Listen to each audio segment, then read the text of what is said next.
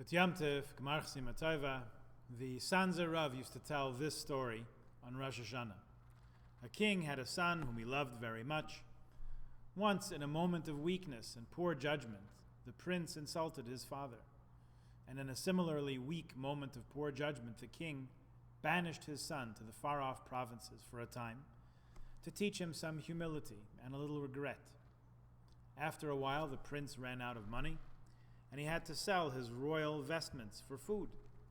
When that money ran out, he took a job as a shepherd and started adopting the coarse language and outlook of his fellow shepherds. And in time, he forgot where he came from. Once there was some excitement in the village, as it became known that the king's carriage would pass through the village on a certain day. It was known that you could write requests of the king and toss them into the carriage as it went by. Obviously, this was in days when security was a little bit less of a concern. So this shepherd thought, and he wondered, what could he wish for, what could he ask for? He had always envied the other shepherds who had their little huts with a thatched roof in their pastures to shelter themselves from the rain. So he wrote on his little piece of paper that he would also like to have a thatched roof hut to stand under when it rained. So the royal procession on schedule rolled through the village, and this shepherd went up to the carriage and tossed his little paper, his little request, into the carriage. Later, back in the palace, when the king read through the slips of paper, he was brought to tears when he read the request in what he recognized as his own son's handwriting. He only wanted a little shelter with a thatched roof. Crying out from the depths of his heart, the king was heard to say, he could have requested anything. He could have asked to come home again. Let's not forget who we are on Rosh Hashana. We've lived among shepherds for many years, for centuries. We talk like shepherds. We have the worldview of shepherds, and let's face it, we all have nice rain shelters with nice thatched roofs, or even better. So what do we ask for on Rosh Hashana? Not just a better roof, not just more pasture to graze our sheep on. Let's remember who we are, and who our Father is, and where we come from, and what's most important in life. If you live in the neighborhood of the shul, or probably wherever you live, you see this phenomenon. There are workers around the clock, around the calendar. Somebody's always parked on the side of the street with a truck, or a couple of trucks, or a couple of vans, and they are hard at work. At minimum, there are the landscapers and the lawn maintenance crews with their standing mowers, right?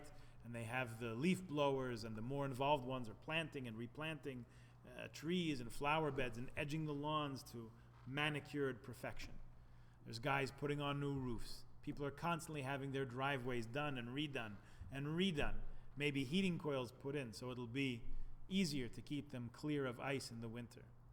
Or people are having the facade of their house rebricked and covered over with more luxurious stone, or whatever it is. Why all the effort? Why all the work? Why all the expense? Because people realize that it takes effort and expense and ongoing vigilance to maintain the good look and the value of the house. Now transfer that same thought to our souls, our Jewish souls. Are we manicuring them? Are we tending to them? Putting in an underground sprinkler system so our souls are constantly nourished with life-giving waters, Mayim Chayim of Torah? Do we have someone come in once a week or even every other week with loud blowers to blast away all the accumulated schmutz off our neshamas so that they shine brightly? Do we have a heating element installed so that all year long we remain warm to Yiddishkeit? We have to take lessons from what we see around us. We have to work on ourselves, tend ourselves, nurture ourselves, not become inured to who we are or where we come from or what we can be. Starting today, the second day of Rosh Hashana, we'll say at the end of each davening, Avinu Malkeinu, our Father, our King, Mali Yadeinu Birchaisecha.